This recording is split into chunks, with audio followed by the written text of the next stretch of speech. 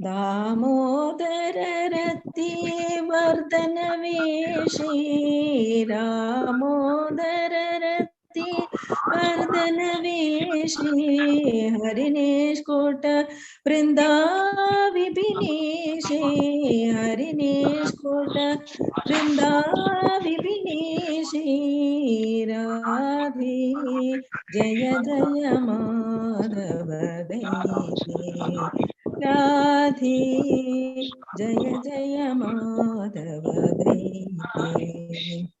करुणां गुरुमयि करुणा भरिते करुणां गुरुमयि करुणा भरिते शनक सनातन वर्णित चरिते शनक सनातन वर्णित चरिते राधे जय जय माधव दैते राधे जय जय माधव दैते. ஹரே கிருஷ்ணா மாதாஜி. அனைவருக்கும் வணக்கம். இன்றைக்கு 18வது அத்தியாயம் நம்ம ரொம்ப கடைசி அத்தியாயம் பார்க்க போறோம். பகவான் முக்கியமான அர்த்தங்களை எல்லாம் இன்னைக்கு சொல்ல போகிறார். நம்ம நிறைய ஸ்லோகங்கள் இருக்கிறது, ஆகையினால் நம்ம சீக்கிரமாக இந்த அத்தியாயத்தை பார்க்க ஆரம்பித்து விடலாம். இப்போ குரு பிரணாம மந்திரம் சொல்லிவிடலாம். நம்ம முன்னாடி ஓம் அஜ்ஞான திமிராந்தஸ்ய ஞானாஞ்சன ஷலாக்ய சக்ஷுர் உன்மிலித்தமேன தஸ்மை ஸ்ரீ குரவே நமः. ஸ்ரீ சைத்தன்ய மனோபீஷ்டம் ஸ்தாபிதம் ஏன பூதலே ஸ்வயம் ரூப கதாமயம் ததாதி ஸ்வபதாந்திகம். ஹே கிருஷ்ணா கருண சிந்தோ தீனபந்தோ ஜெகத்பதே கோபேஷா கோபிகா காந்தா ராதா காந்தா நமோஸ்துதே. சப்தகாஞ்சன கௌரங்கி ராதே பிருந்தாவனேஸ்வரி ரிஷபானுசுதே தேவி பிரணமாமி ஹரிப்ரியே. वाञ्छ कल्पतरुभ्यश्च कृपा सन्दुभ्य एव च पतितानां पावनेभ्यो वैष्णवेभ्यो नमो नमः. श्री कृष्ण चैतन्य प्रभु नित्यानंद श्री अद्वैत गदाधर श्री वासादि गौर भक्त वृंद हरे कृष्ण कृष्ण कृष्ण हरे हरे हरे राम राम राम हरे हरे. இன்னைக்கு அத்தியாயம் மோக்ஷ சந்நியாச யோகம். அதாவது பகவான் இன்னைக்குதான் கடைசி அர்ஜுனனுக்கு என்ன அப்படிங்கிறது, அதாவது சரணாகதி அப்படிங்கிறத பத்தி பகவான் சொல்ல போறாரு. அது துறவரத்தின் முழுமை, அதை பத்தி பகவான் விவரமா சொல்ல போறார். இதுக்கு முன்னாடி இஸ்கான் மங்களூரு டைட்டிஸ் ஸ்ரீ ஸ்ரீ ராதா கோவிந்தரை வணங்கி விட்டு நம்ம இந்த அத்தியாயத்திற்குள் பிரவேசிக்கலாம்.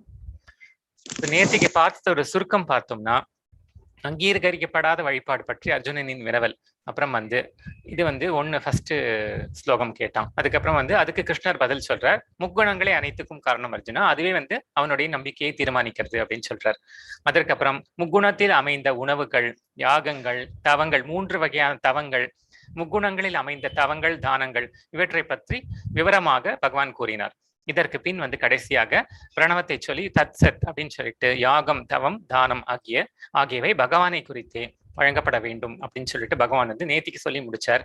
இன்னைக்கு அத்தியாயத்துல கர்மயோகம் மூலம், அதாவது கிருஷ்ண உணர்வில் கர்மயோகம் மூலம் ஜட இயற்கையின் கட்டுகளிலிருந்து விமோச்சனம் எப்படி பெறுவது அப்படிங்கிறத 2 ஸ்லோகங்கள்ல சொல்லிட்டு செயல்பாட்டின் 5 காரணிகள், அது நம்ம ஏற்கனவே முதல் அத்தியாயத்திலேயே பார்த்திருக்கோம். இருந்தாலும் அதை திருப்பி சொல்றார் பகவான். இதுலதான் பார்க்க போறோம் ஆக்சுவலா. அப்புறம் முக்குணங்களை அனைத்தையும் கட்டுப்படுத்துகின்றன அப்படின்னு சொல்லிட்டு 18ல இருந்து 40 ஸ்லோகங்கள் சொல்றார். வர்ணாசிரம தர்மத்தை பின்பற்றுவதன் மூலம் ஒருவன் புனிதம் அடைய முடியும் அப்படின்னு சொல்லிட்டு வர்ணாசிரம தர்மத்தின் சிறப்புகளை அவர் கூறுகிறார். 41, 48. அதற்கு பின் பிரம்மதளம், அதாவது அந்த ஆத்மாவின் தளம் இருக்கு இல்லையா. பிரம்மம்னா ஆத்மா அப்படிங்கிறது ஒரு பொருள். அதாவது பிரம்மத்துக்கு பல பொருள்கள் உள்ளது. அதுல ஒரு பொருள் ஆத்மா அப்படிங்கிறது, ஜீவாத்மா அப்படிங்கிற ஒரு அர்த்தம். அந்த ரகசியமான அறிவை பகவான் சொல்றார். அதற்கு பின் தூய பக்தி, அதாவது கிருஷ்ண உணர்வில் செயல்படுவது, அதை பற்றி 56ல இருந்து 66 இது ரொம்ப முக்கியமான ஸ்லோகங்கள் பற்றி சொல்ல போகிறார். கடைசியாக முடிவுரை சொல்லி சஞ்சயன் முடிவுரை சொல்லி முடிக்க போகிறான்.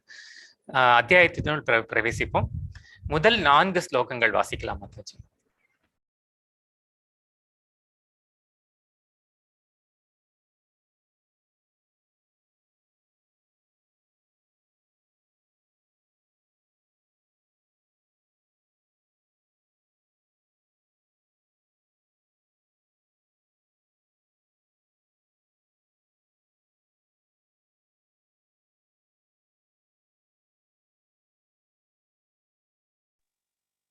அவர் சிறந்த முடியும் கஷ்யப்பர் சரின்னு சொல்லிட்டு அனுகிரகம் பண்ணிட்டு போனார். கொஞ்ச நாள் கழிச்சு கப்பலுக்கு வந்து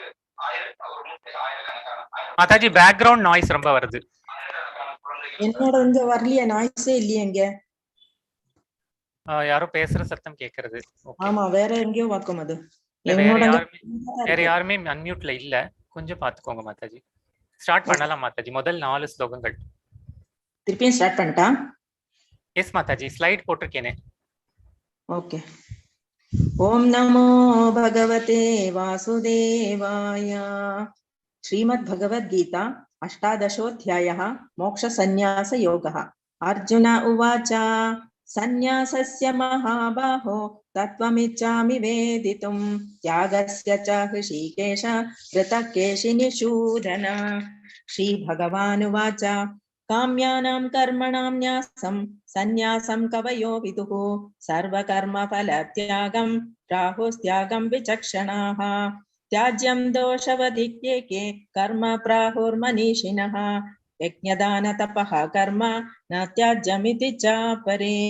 निश्चयं शृणु मे तत्र त्यागे भरतसत्तमा त्यागो हि पुरुषव्याघ्र त्रिविधः सम्प्रकीर्तितः. அர்ஜுனன் கூறினான், பலம் பொருந்திய புயங்களை உடையவரே கிருஷ்ணரே, தியாகம் மற்றும் சந்நியாசத்தின் நோக்கத்தை புரிந்து கொள்ள நான் விரும்புகிறேன். கேசி என்ற அசுரனை கொன்றவரே, புலன்களின் அதிபதியே அப்படின்னு சொல்லிட்டு அவர் வந்து ஸ்தோத்திரம் பண்ணி இந்த சந்நியாசம், அதாவது இந்த சந்நியாசம் அப்படிங்கிற தியாகத்தை பற்றி நான் புரிந்து கொள்ள வேண்டுகிறேன் அப்படின்னு சொன்னோன்னு புருஷோத்தமர் பகவான் சொல்றார், ஜட ஆசைகளை அடிப்படையாக கொண்ட செயல்களை துரத்தல் சந்நியாசம் என்று சான்றோர்களால் அழைக்கப்படுகிறது. அதை நம்ம பார்த்திருக்கோம். இனிமே ஜட இயற்கை சம்பந்தமான காரியங்களில் அதை பற்றிய அந்த செயல்களை வந்து செயல்களின் பலனை துரத்தல் வந்து அது சந்நியாசம் அப்படின்னு சொல்றது. மேலும் எல்லா செயல்களின் பலனையும் துறப்பதை வந்து தியாகம் என்று அறிஞர்கள் அழைக்கின்றனர். எல்லா விதமான பலநோக்கு செயல்களையும் தோஷமாக எண்ணி அவற்றை துறக்க வேண்டும் என சில அறிஞர்கள் அறிவிக்கின்றனர். இருப்பினும் யாகம், தானம் மற்றும் தவத்தின் செயல்களை என்றுமே கைவிடக்கூடாது என்று சில சாதுக்கள் கூறுகின்றனர். பாரதர்களில் சிறந்தவனே, தியாகத்தை பற்றிய எனது முடிவை தற்பொழுது கேள். மனிதர்களில் புலி போன்றவனே, சாஸ்திரங்களில் 3 விதமான தியாகம் அறிவிக்கப்பட்டுள்ளன அப்படின்னு சொல்லிட்டு பகவான் வந்து எப்படி இந்த தியாகத்தை வந்து கடைபிடிக்க வேண்டும், அதாவது சம்சாரத்தில் இருந்து கொண்டே இந்த பலன்களை எப்படி தியாகம் செய்ய வேண்டும் அப்படிங்கறத பத்தி கிருஷ்ண உணர்வில் செயல்படுவதை பகவான் வந்து விவரிக்க போகிறார். 5, 6 அடுத்த 4 ஸ்லோகங்கள் 5லிருந்து 8 வாசிக்கலாம்.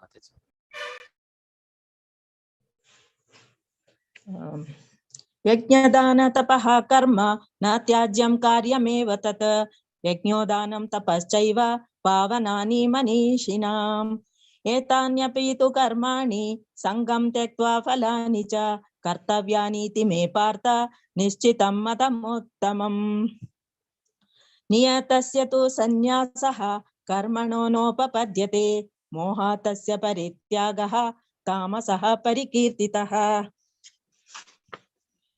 दुःखमेत्येव यत्कर्म कायक्लेशभयान्त्यतेत् स कृत्वा राजसं त्यागं नैव त्यागफलं लभेत्.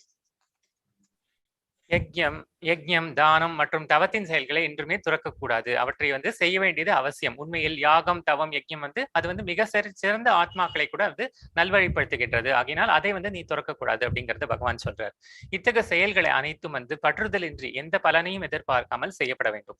இவற்றை ஒரு கடமையாக செய்ய வேண்டும். பிருதாவின் மைந்தனே, இதுவே எனது முடிவான அபிப்பிராயம் அப்படின்னு சொல்லிட்டு இது ஒரு கடமையா மட்டும் செய்யணும். ஆனா வந்து அதை வந்து என்னைக்குமே துறக்கக்கூடாது. நம்ம செய்து கொண்டிருக்கிற கடமையை வந்து யாகமோ, யஜ்யமோ, தவமோ, தானமோ துறக்கக்கூடாது. அதாவது துறந்து விட்டு நம்ம வந்து ஒரு சந்நியாசம்ங்கிறது வந்து ஒரு காட்டில் போய் செய்து தவம் செய்வது கிடையாது.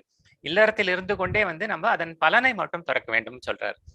விதிக்கப்பட்ட கடமைகளை என்றுமே துறக்கக்கூடாது. ஆனால் மயக்கத்தினால் ஒருவன் தன்னுடைய கடமையை துறந்தால் அத்தகைய துறவு வந்து தமோ குணத்தில் இருப்பதாகவே கூறுகிறது.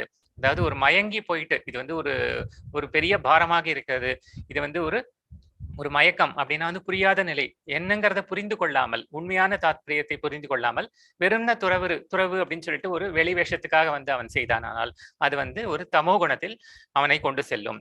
தொல்லை நிறைந்தவை என்று கருதியோ உடல் அசௌகரியத்துக்கான பயத்தினாலேயோ விதிக்கப்பட்ட கடமைகளை துறப்பவன் ரஜோகுணத்தில் துறப்பவனாக கூறப்படுகிறது. அத்தகைய செயல் வந்து துறவின் பலனை ஒருபோதும் கொடுக்காது அப்படிங்கறத பகவான் வந்து தெளிவாக கூறுகிறார்.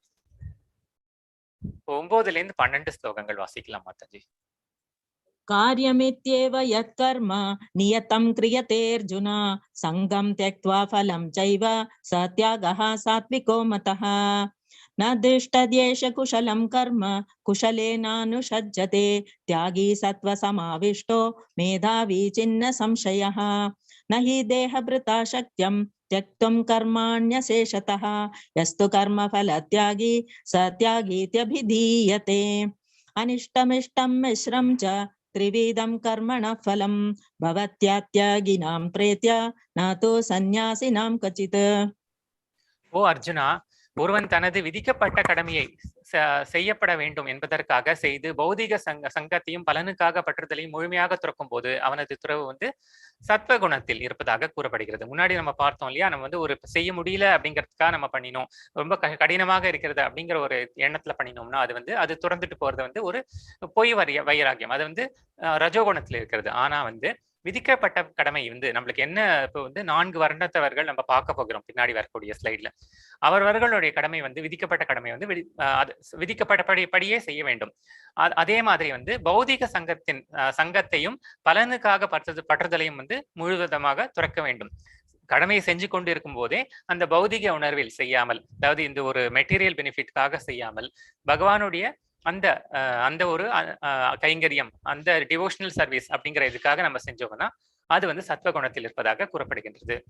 சத்வகுணத்தில் நிலை பெற்றிருக்கும் புத்திசாலி துறவிகள் அமங்கலமான செயல்களை வெறுப்பதில்லை, மங்களமான செயல்களின் பற்றுக்கொள்வதும் இல்லை, செயலை பற்றிய ஐயங்களும் அவர்களிடம் இல்லை. ரொம்ப நல்ல காரியம் அதாவது ரொம்ப அமங்கலமாக ஒன்று நடந்து விட்டது அப்படிங்கிறதுக்காக வந்து அவர்கள் வந்து அதை வந்து வெறுக்கிறதும் கிடையாது. அதே மாதிரி ஒரு நல்ல மங்களமான காரியங்கள் நடக்கின்றன அப்படிங்கிறதுக்காக அதுல ரொம்ப பற்றுக்கொள்வதும் கிடையாது.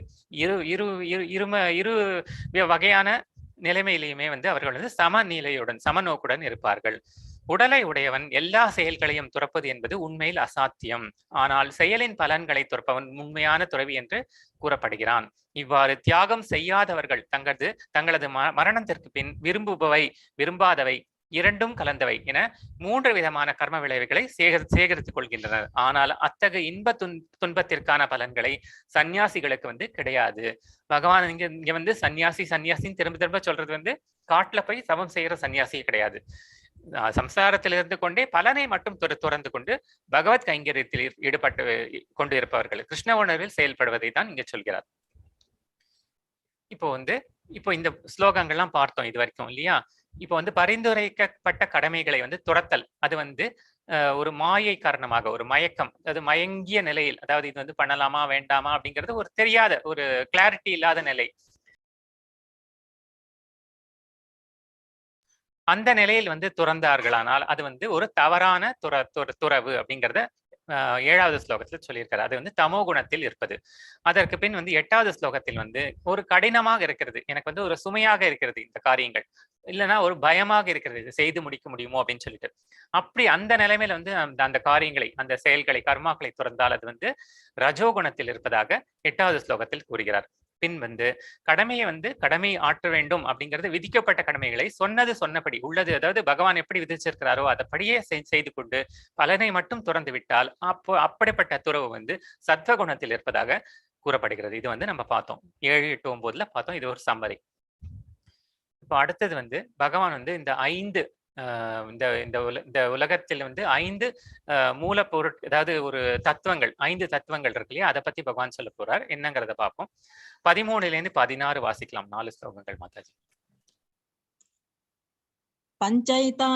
பஞ்சைதானி மகாபாஹோ காரணானி நிபோத மே சாங்கியே கிருதாந்தே प्रोक्तानि सिद्धये सर्वकर्मणाम् अधिष्ठानं तथा कर्ता करणं च पृथक्विदं विवेदाश्च पृथक् चेष्टा देवं चैवान पञ्चमम् शरीरवाग्मनोभिर्यत् कर्म प्रारभते नरः न्यायं या विपरीतां वा पञ्चैते तस्य हेतवः तत्रैवं सति कर्तारम् आत्मानं केवलं तु यः पश्यत्यकृत बुद्धित्वान्न स पश्यति दुर्मतिः.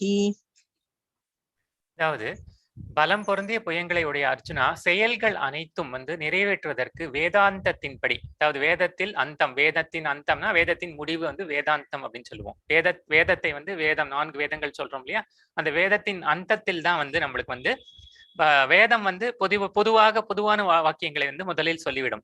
அது வந்து எப்படி பகவான் எப்படி இருக்கிறார் அப்படிங்கிறது பொதுவா வந்து சொல்லிவிடும். அது வந்து வேத அந்தத்தில் தான் வந்து பகவானை எப்படி நம்ம அணுக வேண்டும், அவரை எப்படி வழிபட வேண்டும் அப்படிங்கறத வேதாந்தத்தில் சொல்லியிருக்கும். வேதாந்தத்தின்படி 5 காரணங்கள் உள்ளன இது அனைத்து செயல்களையும் நிறைவேற்றுவதற்கு. அவற்றை தற்போது கேட்பாயாக அப்படின்னு சொல்றார். என்னெல்லாம் பார்த்தோம்னா, செயலுக்கான இடம், அதாவது இந்த உடல், அதான் வந்து க்ஷேத்ரன் அப்படின்னு சொல்றோம் இல்லையா, க்ஷேத்திரஜ்ஞையிலையும் பார்த்தோம் நம்ம. அந்த உடல்ங்கிறது வந்து இடம், அது முதல் காரணம். அடுத்தது வந்து செய்பவன், அது அவன் வந்து க்ஷேத்திரஜ்ஞன்னு சொல்றோம். அப்புறம் வந்து பல்வேறு புலன்கள், நம்ம வந்து பல்வேறு புலன்கள் இருக்கிறது இல்லையா, அது எல்லாமே கண், காது, மூக்கு எல்லாமே. அப்புறம் பலதரப்பட்ட முயற்சிகள், அந்த செயலே வந்து அடுத்த காரணம். அதுக்கு இறுதியாக பரமாத்மா, அதாவது அவரே பகவானே.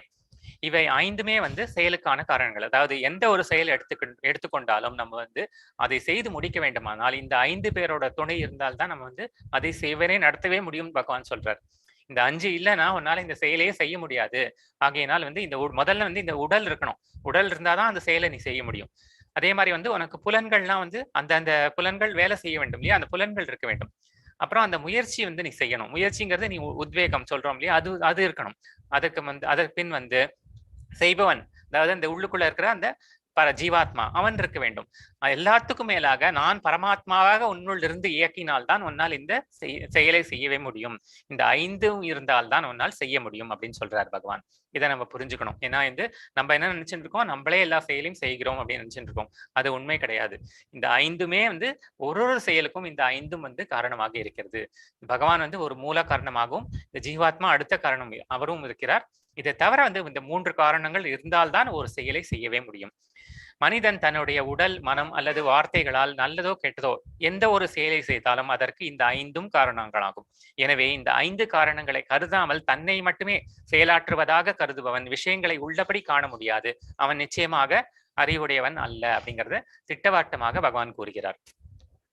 இப்பொழுது அடுத்த 2 ஸ்லோகங்கள் வாசிக்கலாம். 17, 18. यस्य नाहंकृतो भावो बुद्धिरस्य न लिप्यते हत्वापि स इमान् लोकान् नाहन्ति न निबध्यते ज्ञानं ज्ञेयं परिज्ञाता त्रिविधा कर्म चोदना करणं कर्म कर्तेति त्रिविधः कर्म संग्रहः. எவனுடைய நோக்கம் அகங்காரம் இன்றி உள்ளதோ, எவனுடைய புத்தி வந்து பற்றுதலிலிருந்து விடுபட்டுள்ளதோ, அவன் வந்து இந்த உலகில் உள்ள மனிதர்களை கொல்ல செய்தாலும் கொல்பவன் அல்ல. தனது செயல்களால் அவன் பந்தப்படுத்துவதுவனும் அல்ல. அறிவு, அறியப்படும் பொருள், அறிபவன் ஆகிய 3ம் இந்த வந்து செயலை தூண்டுபவை. ஒருத்தனோட அறிவு, அப்புறம் வந்து அறியப்படும் பொருள், அப்புறம் வந்து அறிபவன் அவனே, அந்த ஜீவாத்மாவே. இந்த 3மே வந்து செயலை தூண்டுபவை. புலன்கள் செயல் செய்பவன் ஆகிய 3ம் வந்து செயலை உண்டாக்குபவை அப்படிங்கிறத பகவான் இப்போ வந்து விவரமாக கூறப்போகிறார். இப்போ அடுத்தது, இப்போ வந்து நம்ம ஒருத்தர் வந்து பந்து ஆட்டம் ஆடுகிறார் அப்படின்னு வைத்துக் கொள்வோம். இது இப்போ வந்து பந்து ஆட்டம் ஆடுபவர் ஒருத்தர் இருக்கார், அப்புறம் அந்த பந்து ஒன்று இருக்கிறது. அதே மாதிரி இப்போ பார்த்தோம்னா அவருக்கு வந்து ஒரு அறிவு அப்படின்னு இருக்கு. சோ அந்த அறிவு அது ஒரு கர்த்தா, அது ஒரு செயலை அதுவும் ஒன்று ஒரு காரணம் இல்லையா. அதே மாதிரி இந்த பந்து, அது வந்து அந்த அறியப்படும் பொருள், அதை தான் வந்து அவர் அந்த பந்தாட்டத்தில் ஆடப்போகிறார். அதற்கு பின் வந்து அவரே அந்த அறிபவன், அந்த ஜீவாத்மாவே. இந்த 3மே வந்து இருந்தால்தான் இந்த செயலை தூண்டவே முடியும். இந்த செயலை வந்து ஒரு முயற்சி செய்து அதை செய்யவே முடியும் அப்படிங்கிறத பகவான் சொல்றார். இப்பொழுது வந்து இப்போ நீங்களே வந்து இப்போ எல்லாருமே வந்து ஒரு பேப்பரும் பேனாவும் எடுத்துக்கொண்டு நீங்கள் ஒரு வரும் ஸ்லைடுகளை வந்து இப்போ வந்து எந்தெந்த வகையில் நம்ம வந்து வரோம் அப்படிங்கிறத வந்து நீங்களே வந்து ஒரு மதிப்பீடு நீங்களே செய்து கொள்ளலாம். சுய மதிப்பீடு. இது வந்து யாரும் வந்து இதை வந்து யாரும் கேட்க போறதில்ல. அவரவர்களுக்கு என்ன அப்படிங்கறத வந்து நீங்களே தெரிந்து கொள்ளலாம். இது வந்து ஒரு நம்மளே ஒரு செல்ஃப் எஸ்டிமேஷன், அதாவது ஒரு சுய மதிப்பீடு நம்ம பண்ணிக்கொள்ளலாம். இந்த வரப்போகிற ஸ்லைட்ல வந்து 1 அப்படின்னு சொல்லிட்டு 1 பாயிண்ட் அப்படின்னு போட்டிருக்கும். அப்படிங்கிற இதுலெல்லாம் அந்த கேட்டகரியில வந்தோம்னா அது வந்து ஒரு மிக குறைவான ஒரு எண். 2 அப்படின்னு ஒரு 2 பாயிண்ட்ஸ் அப்படின்னு சொல்லிட்டு வரும். அவையெல்லாம் வந்து ஒரு பரவாயில்லை, அதாவது ஓரளவுக்கு பரவாயில்லை அப்படிங்கிற மாதிரி வருது. 3ங்கிறது வந்து ஒரு மிக உயர்ந்த எண். இது வந்து ஒரு ஜஸ்ட் ஒரு நம்மளோட ஒரு ஐடியாக்காக நீங்க வந்து அவரவர்களே வந்து ஒரு பேப்பரும் பேனாவும் எடுத்துக்கொண்டு நீங்கள் வந்து கணக்கு போட்டுக்கொண்டே வரலாம். வரப்போகிற ஒரு 6 ஸ்லைடு வரப்போகிறது. அதுல வந்து ஒரு ஸ்லைட்லையும் நீங்க வந்து 1, 2, 3 வந்து நீங்களே வந்து ஒரு மதிப்பீடு செய்து கொள்ளுங்கள். இப்போ 19, 20, 21, 22 வாசிக்கலாம் மாதாஜி. ஞானம் கர்ம ச கர்த்தா ச த்ரிதைவ குணபேததः प्रोच्यते गुणसाङ्ख्याने यथा वत्सुणोतान्यपि सर्वभूतेषु येनैकं भावमव्ययमीक्षते अविभक्तं विभक्तेषु तज्ज्ञानं विद्धि सात्विकम् पृथक्त्वेन तु यज्ञानं नानाभावन् पृथात्विदान् वेति सर्वेषु भूतेषु तज्ज्ञानं विद्धि राजसम् यत्तु कृत्सनवदेकस्मिन् कार्ये सक्तमहैतुकम् अतत्वार्थवदल्पं च तत्ताद समुदाहृतम्. ஜட இயற்கையில் 3 வேறுபட்ட குணங்களுக்கு ஏற்ப அறிவு, செயல், செய்பவன் இப்ப பார்த்தோம் இல்லையா, அந்த ஆகிய 3ம் 3 வகைகள் உள்ளன. தற்போது அவற்றை என்னிடமிருந்து கேட்பாயாக. உயிர்வாழிகள் எண்ணற்ற உருவமாக பிரிக்கப்பட்டிருந்தாலும் அவர்களை பிரிக்கப்படாத ஆன்மீக இயற்கையாக எந்த அறிவின் மூலம் ஒருவன் காண்கின்றானோ அந்த அறிவு சத்வ குணத்தில் இருக்கும் அறிவாகும். எவ்வளவு இயற்கையில பல இப்ப பாக்குறோம் இல்லையா, இந்த படத்துல பல உயிரினங்கள் இருக்கின்றன. பிரிந்துதான் இருக்கும். எல்லாமே எல்லா உயிரினங்களும் பிரிந்துதான் இருக்கும்.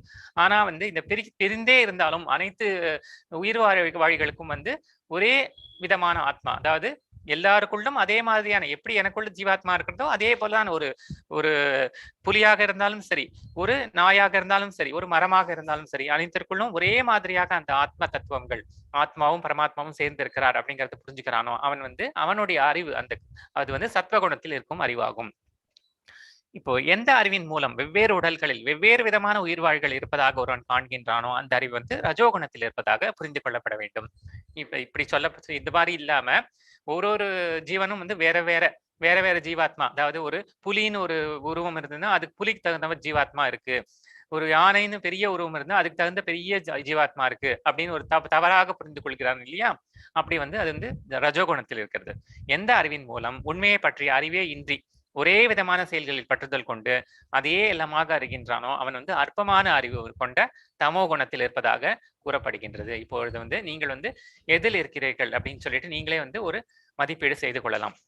நீங்கள் முதல் கேட்டகரியில முதல் முதல் கேட்டகரியில இருக்கலானால் 3 போட்டுக்கொள்ளலாம். 2ஆம் கேட்டகரியில வந்தால் 2ன்னு போட்டுக்கொள்ளலாம். அதே மாதிரி 3ஆவதுல 1ன்னு போட்டுக்கொள்ளலாம்.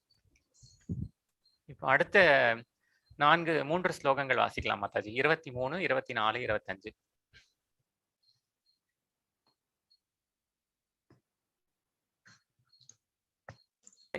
ஒரே நிமிஷம். ஹேமலதா மாதாஜி, எந்த ஸ்லைடு கேக்குறீங்க மாதாஜி? நீங்க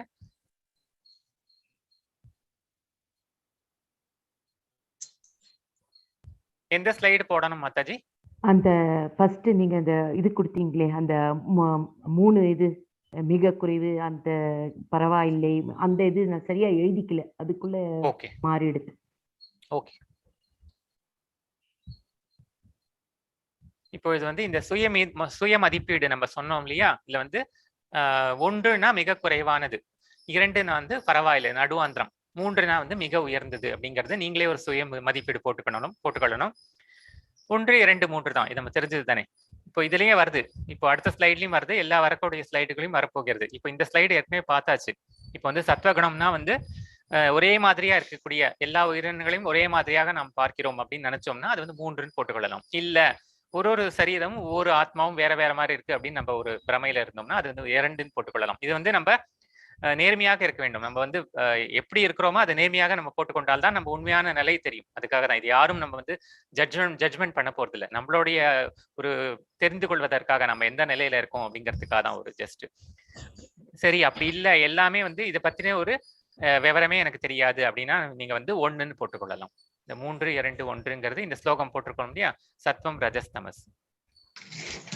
அடுத்த 3 வாசிக்கலாம் மாதாஜி. இது 2வது ஸ்லைடு, 23, 24, 25. नियतं संगरहितं अरागद्वेषतः कृतं अफलप्रेप्सुना कर्म यत्तत् सात्विकमुच्यते यत्तु कामेप्सुना कर्म साहंकारेण वा पुनः क्रियते बहुलायासं तद्दाज समुदाहृतम् अनुबन्धं क्षयं हिंसाम् अनावेक्ष्य च पौरुषं मोहादारभ्यते कर्म यत्तत् तामसमुच्यते. இப்போ இந்த 2வது ஸ்லைட்ல பகவான் சொல்றார், 3 விதமான இது சொல்ல போறார். திரும்பவும் எந்த ஒரு செயல் ஒழுங்குபடுத்தப்பட்டு பற்றின்றி விருப்பு வெறுப்பின்றி பலனை எதிர்பார்க்காமல் செய்யப்படுகின்றதோ அது வந்து சத்வகுணத்தில் செய்யப்படுகின்றது. இப்போ வந்து செயலை பற்றி சொல்கிறார். நம்ம வந்து ஒரு பற்று இல்லாமல் எந்த செயல் செஞ்சாலும் அதுக்கு வந்து பலனை எதிர்பார்க்காமல் பலனை எதிர்பார்க்காமல் இல்லைன்னா வந்து பகவானிடம் அந்த பலனை விட்டு அந்த பலனை வந்து நம்மளுக்கு அப்படின்னு நினைச்சு செய்யாமல் செய்தோமானால் அது வந்து சத்வகுணத்தில் இருக்கிறது. ஆனால் எந்த ஒரு செயல் ஆசைகளை திருப்தி செய்வதற்காக பெரும் முயற்சியுடன் அகங்காரத்துடன் நான் தான் செய்யறேன், இந்த செயல் வந்து நான் தான் செய்யறேன், இதுக்கு வந்து காரணக்கர்த்தா நான் தான், இதோட பலன் வந்து அனுபவிக்க போகணும் நான் தான் அப்படின்னு நினைத்து கொண்டு செய்கின்றதோ அந்த செயல் வந்து ரஜோகுணத்தில் செயல் என்று கூறப்படுகிறது. 3வது வந்து எந்த ஒரு செயல் வந்து எதிர்கால பந்தத்தையும் மற்றவர்களுக்கு இழைக்கப்படும் துன்பத்தையுமே கருத்தில் கொள்ளாமல் அடுத்தவர்களுக்கு துன்பம் விளையுமா விளையாதா, அடுத்தவர்கள் மனம் புண்படுமா புண்படாதா அப்படிங்கிறதையே நம்ம வந்து நினைக்காமல் நம்ம வந்து நம்ம மனப்போன போக்கில் சாஸ்திர விதிகளை புறக்கணித்து ஒரு மயக்கமான நிலையில் வந்து செய்யப்படுகின்றதோ அந்த செயல் வந்து தமோ குணத்தில் செய்யப்படுகின்றது. இது வந்து நம்ம மறுபடியும் இந்த 3, 2, 1ங்கிறத நம்ம சத்வம்ல இருந்தோம்னா 3 போட்டுக்கலாம், ரஜகுணத்துல இருந்தோம்னா 2 போட்டுக்கொள்ளலாம், தமோ குணத்தில் இருக்கிறோம் அப்படின்னு நினைச்சோம்னா 1ன்னு போட்டுக்கலாம். நீங்க இப்போ இது 3வது ஸ்லைட் போலாம். 26, 27, 28 வாசிங்க மாதாஜி. முக்த சங்கஹ அனஹம்வாதி த்ரித்யோத்சாஹ சமன்விதஹ சித்தய சித்தயோ நிர்விகாரஹ கர்த்தா சாத்விகமுச்யதே ராகி கர்ம ஃபல பிரேப்சுஹ லுப்தோ ஹிம்சாத்மகோ சுச்சிஹ ஹர்ஷ சோகான்விதஹ கர்த்தா ராஜசஹ பரிகீர்த்திதஹ அயுக்தஹ பிராகிருதஹ ஸ்தப்தஹ ஷடோ நைஷ்கிருதிகோல்லசஹ விஷாதி தீர்க்கசூத்ரி ச கர்த்தா தாமசமுச்யதே. எவன் ஒருவன் இயற்கை குணங்களின் தொடர்பின்றி அகங்காரமின்றி உற்சாகம் மற்றும் மன உறுதியுடன் வெற்றி தோல்களை பொருட்படுத்தாது தனது கடமைகளை செய்கின்றானோ அத்தகு செயலாளி சத்வகுணத்தில் இருப்பதாக கூறப்படுகின்றது. எவன் ஒருவன் தனது உழைப்பின் பலன்களை பற்றுதல் கொண்டு அந்த பலன்களை அனுபவிக்க விரும்பி பேராசை கொண்டு எப்போதும் பொறாமையுடன் தூய்மையின்றி இன்ப துன்பங்களினால் பாதிக்கப்படுகின்றானோ அத்தகு செயலாளி வந்து ரஜோகுணத்தில் பிறப்பதாக கூறப்படுகிறது. எவன் ஒருவன் சாஸ்திர விதிகளுக்கு எதிரான செயல்களில் எப்போதும் ஈடுபட்டு கொண்டு, இந்த துரியோதன மாதிரி சாஸ்திர விதிகள் வந்து என்ன சாஸ்திரம் சொல்லியிருக்கோ அதுக்கு நேர்மாறாதான் நான் செய்வேன், சாஸ்திரங்களை பின்பற்றவே மாட்டேன் அப்படின்னு சொல்லிட்டு பௌதிகவாதியாக, பிடிவாதக்காரனாக, ஏமாற்றுபவனாக, பிறரை அவமதிப்பில் நிபுணனாக, சோம்பேறியாக, எப்பொழுதும் வருத்தம் தோய்ந்தவனாக மற்றும் காலம் தாழ்த்துபவனாக உள்ளானோ அத்தகு செயலாளி வந்து தமோகுணத்தில் இருப்பதாக கூறப்படுகிறது. இப்ப இதுலயும் வந்து 3, 2, 1 அது போல நம்ம வந்து கணக்கிட்டுக் கொள்ளலாம். இது எல்லாமே அதே தான். இப்போ அடுத்த ஸ்லைட்லயும் இதே 3 வரப்போகிறது, பார்ப்போம் என்னன்னு. 29, 30, 31, 32 மாதாஜி. புத்திர்பேதம் திருதைச்சைவ குணதஸ்த்ரிவிதம் ஷுணு ப்ரோச்யமானமசேஷேன ப்ருதக்வேன தனஞ்சய பிரவர்த்திம் ச நிவர்த்திம் ச कार्याकार्ये भयाभये बन्धं मोक्षं च यावेति बुद्धे स पार्थ सात्विकी यया धर्ममधर्मं च कार्यं च कार्यमेव च अयथावत् प्रजानाति बुद्धे स पार्थ राजसी अधर्मं धर्ममिति या मन्ये तमसा वृथा सर्वार्थान् विपरीतां च बुद्धे स पार्थ तामसी. செல்வத்தை வெல்வோனே அர்ஜுனனே, ஜட இயற்கையின் முக்குணங்களுக்கு ஏற்ப பலதரப்பட்ட புத்தியையும் உறுதியையும் பற்றி விவரமாக நான் இப்போது கூறுவதை கேட்பாயாக. இது வரைக்கும் வந்து செய்பவன் செயல் அப்படிங்கிறத பத்தி எல்லாம் பார்த்தோம் இல்லையா? இப்போ வந்து இந்த புத்தியும் உறுதியும் பற்றி கூறப்போகிறார். பிருத்தாவின் மைந்தனே, செய்யத்தக்கது எது, செய்யத்தகாதது எது, பயப்படத்தக்கது எது, பயப்படத்தகாதது எது, பந்தப்படுத்துவது எது, விடுதலை செய்வது எது ஆகியவற்றை அறியக்கூடிய புத்தி வந்து சத்வகுணத்தில் உள்ளது. பிருத்தாவின் மைந்தனே, தர்மம் அதர்மம், செய்யத்தக்க செயல் செய்யத்தகாத செயல் இவற்றிற்கிடையே உள்ள வேறுபாட்டை அறியவே இயலாத புத்தி வந்து ரஜோகுணத்தில் உள்ளது. 3வதாக அறியாமை மற்றும் இருளின் மயக்கத்தின் கீழ் தர்மத்தை அதர்மமாகவும் அதர்மத்தை வந்து தர்மமாகவும் அறிந்து எப்போதும் தவறான வழியில் முயற்சி செய்யும் புத்தி வந்து பார்த்தனே, இது வந்து தமோகுணத்தில், அதுதான் கடைசி கேட்டகரி, ரொம்ப மோசமான இது அப்படின்னு சொல்லிட்டு பகவான் மறுபடியும் வந்து 3, 2, 1 அப்படின்னு சொல்லிட்டு நம்ம பாயிண்ட் போட்டுக்கொள்ளலாம். இந்த முக்குணங்களை பற்றின புத்தி அதை பற்றி சொல்கிறார். இப்ப அடுத்த 3 பார்ப்போம். 33ல இருந்து 35 மாதாஜி. धृत्यायया धारयते मनः प्राणेन्द्रिया क्रियाः योगेन व्यभिचारिण्या धृती स पार्थ सात्विकी यया तु धर्म कामार्थान् धृत्वा धारयतेऽर्जुन प्रसंगेन फलाकांक्षी धृती स पार्थ राजसी यया स्वप्नं भयं शोकं विषादं मदमेव च न विमुञ्चन्ति दुर्मेधा धृती स पार्थ तामसी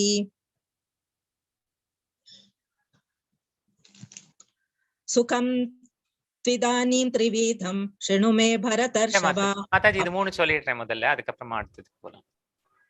35 வரைக்கும் சொல்லிடுறேன் முதல்ல. ஓகே.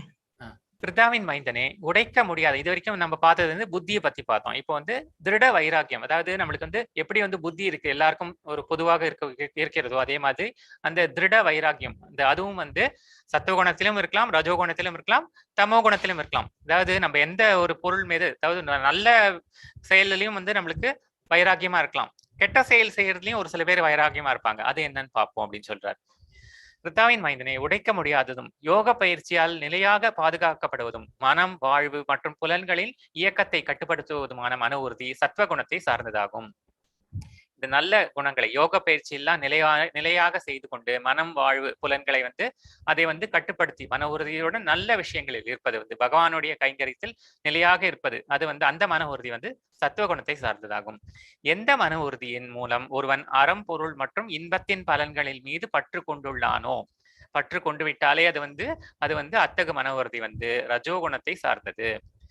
மூன்றாவதாக, கனவு, பயம், கவலை, வருத்தம் தோய்ந்த நிலை, மயக்கம் ஆகியவற்றிற்கு அப்பாற்பட்டு செய்ய இயலாத அறிவற்ற மன உறுதி. இது வந்து இந்த கனவு எப்பொழுதுமே ஒரு கனவு, எப்பொழுதுமே ஒரு பயம், ஒரு கவலை, ஒரு வருத்தம், இதுல இருந்து வெளியிலேயே போக முடியல, இதற்கு அப்பாற்பட்டு செய்யவே முடியல எதுவுமே, அப்படிப்பட்ட மன உறுதி வந்து அது வந்து தமோ குணத்தில் இருப்பதாகும். இதுக்கும் நம்ம வந்து 3, 2, 1 போட்டுக்கொள்ளலாம், அவரவர்கள் மதிப்பீடு போட்டுக்கொள்ளலாம்.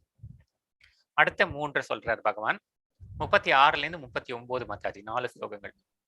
सुखं त्विदानीं त्रिविधं शृणु मे भरतर्षभा अभ्यासाद्रमते यत्र दुःखान्तं च निगच्छति यत्तदग्रे विषमिव परिणामे अमृतोपमं तत्सुखं सात्विकं प्रोक्तम् आत्मबोधे प्रसादजम् विषयेन्द्रिय संयोगात् यत्तदग्रे अमृतोपमं परिणामे विषमिव तत्सुखं राजसंस्मृतम् यदग्रे चानुबन्धे च सुखं मोहनमात्मनः निद्रालस्य प्रमादोत्तम தத்தாமசமுதாகிருதம். இப்போ செய்பவை, செயல், அப்புறம் வந்து அந்த செய்யக்கூடிய மன உறுதி, அதெல்லாம் பார்த்துட்டோம். இப்போ வந்து அடுத்த கேட்டகரி சொல்றார் பகவான் வந்து அதனுடைய பலன் எப்படி இருக்கிறது, அதுலயும் 3 விதமான பலன்கள் சொல்றார். பரதர்களில் சிறந்தவனே, 3 விதமான சுகத்தை அனுபவிக்கக்கூடிய கட்டுண்ட ஆத்மா சில சமயங்களில் அதன் மூலம் துன்பத்தின் முடிவை அடைகிறான். இவற்றை பற்றி தற்போது என்னிடமிருந்து கேட்பாயாக. முதல்ல சத்வம் சொல்றார். ஆரம்பத்தில் விஷத்தை போன்று இருந்தாலும் இறுதியில் அமிர்தத்தை போன்றதும் தன்னுணர்விற்கு ஒருவனை எழுப்புவதுமான சுகம் சத்வகுணத்தில் இருப்பதாக கூறப்படுகிறது. அந்த அப்பேற்பட்ட வந்து ஒரு சுகம் வந்து முதல்ல ஆரம்பத்துல அந்த காரியத்தை செய்தால் ஒரு வேப்பங்காயை போல வந்து கசக்கத்தான் கசக்கும், ஆனால் வந்து முடிவில் வந்து அது வந்து அமிர்தமாக இனிக்கும். அப்படியேப்பட்ட வந்து ஒரு சுகம், அது வந்து நிலைத்த சுகமாக பகவத் கைங்கரியம் சம்பந்தமான காரியங்கள் வந்து அது வந்து சத்வ குணத்தில் இருக்கிறது. இரண்டாவதாக, எந்த சுகம் வந்து புலன்களும் புலனின்ப பொருள்களும் தொடர்பு கொள்வதால் அடையப்படுகின்றதோ ஆரம்பத்தில் அமிர்தம் போன்று இருக்கும், ஆனால் இறுதியில் வந்து விஷமாகிவிடும். அப்பேற்பட்ட சுகம் வந்து ரஜோகுணத்தில் தன்மையை கொண்டதாக கூறப்படுகிறது. மூன்றாவதாக, தன்னுணர்வை காண இயலாத ஆரம்பம் முதல் இறுதி வரை மயக்கமாகவே இருக்கின்ற உறக்கம், சோம்பல் மற்றும் மாயையினால் வருகின்ற அந்த சுகம் வந்து ரஜோகுணத்தால் தமோ குணத்தில் இருப்பதாக அறியப்படுகின்றது அப்படின்னு சொல்லிட்டு பகவான் இதுலயும் 3, 2, 1 நம்ம வந்து கணக்கிட்டுக் கொள்ளலாம். இப்போ நம்ம இது 6 ஸ்லைடு பார்த்தோம் இல்லையா, இது மொத்த கூட்டுதல் வந்து நம்மளுக்கு வந்து 16, அதாவது 18, 6x3 இல்லையா, 6x3 18 முழு மார்க் வாங்கியிருந்தோம்னா நம்ம வந்து ரொம்பவும் நன்று, நம்ம வந்து சத்வகுணத்தின் அருகில் இருக்கிறோம் அப்படின்னு சொல்லிட்டு பகவான் சொல்றாரு. இது வந்து ஒரு கணக்கிட்டுக் கொள்ளலாம். அதே மாதிரி அந்த கூட்டுத்தொகை வந்து 12க்கு அருகில் இருந்தால் அது வந்து சரி, அவ்வளவு சிறப்பானது இல்லை, இருந்தாலும் பரவாயில்ல, நம்ம வந்து முன்னேறுவதற்கு நமக்கு வாய்ப்பு இருக்கிறது அப்படின்னு ரஜோகுணத்தின் அருகாமையில் இருக்கிறோம் அப்படின்னு புரிந்து கொள்ளலாம். 6க்கு அருகிலோ அதன் கீழோ இருந்தால் வந்து மிகவும் குறைவானது. அது வந்து தமோ குணத்தில் இருக்கவும் வந்து புரிந்து கொள்கிறோம். அது வந்து நம்ம ரொம்பவுமே பிரயத்தனப்பட வேண்டும். இது வந்து ஜஸ்ட் ஒரு நம்ம செல்ஃப் இவால்வேஷன் தான். நம்ம இப்போ நம்ம இந்த ஸ்லைட்ல வந்து இதை நேத்திக்கே பார்த்தோம் இல்லையா? இந்த வந்து வட்டமாக இருக்கிறது இது வந்து நம்ம பார்த்தோம். இதை பத்தி நான் ஜஸ்ட் ஒரு ஐடியா சொல்றதுக்காக திருப்பி போட்டிருக்கேன்.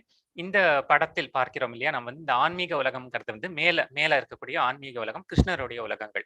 கீழே இருக்கக்கூடிய அந்த பிரதிபிம்பம் அதில் தான் நம்ம அனைவருமே வந்து வாழ்ந்து கொண்டிருக்கிறோம். இதுதான் நம்முடைய ஜட இயற்கை.